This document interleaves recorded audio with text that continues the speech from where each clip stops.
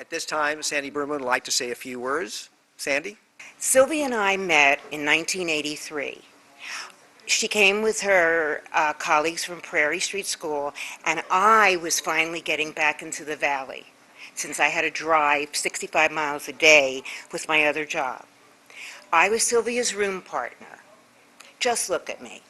Do you realize how hard it was for her being so demure, ladylike, quiet, to have me as a room partner? We shared the doors together, and I understood it. I want to tell you a funny story. It's all in the best because I loved Sylvia Miyashiro. We had an earthquake drill, and our principal was Frank, and he said, we're going to have scenarios of something that really could happen. So keep your adjoining door open because your partner may have to use it, the teacher. We didn't know if we were going to have anything.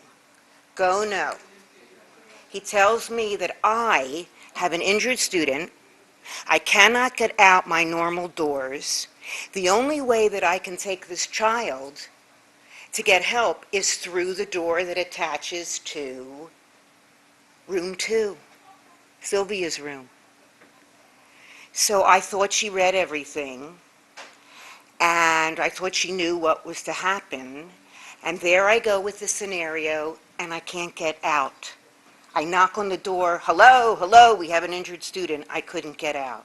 Moving right along, Sylvia and I connected. The door was always open and unlocked.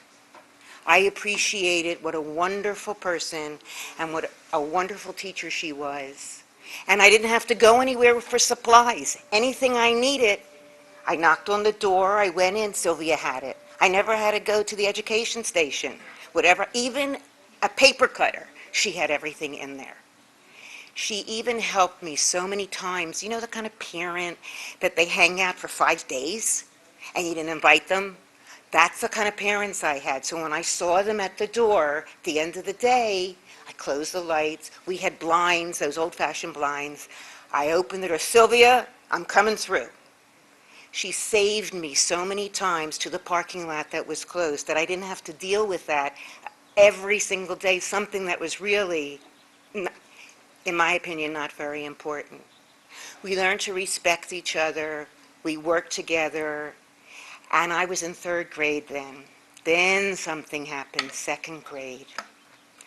I knew when I became a 2nd grade teacher and that Sylvia was the best 2nd grade teacher, don't say anything, in the school, what was going to happen now. And it happened. At that time, we allowed parents to make decisions of who their teacher should be. And there, all these wonderful, perfect students walked into Sylvia's room. And on my other side were all these people that eventually were able to walk like that at the end of the year.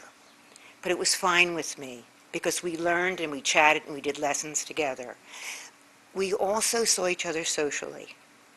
Cliff and Sylvia and I were adopted by one of the other teachers, Anna Estes.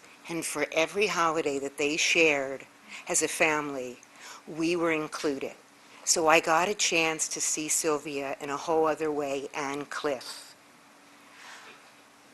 When I became a math coach, and I had to go in classrooms at the school, I was a little hesitant to force myself.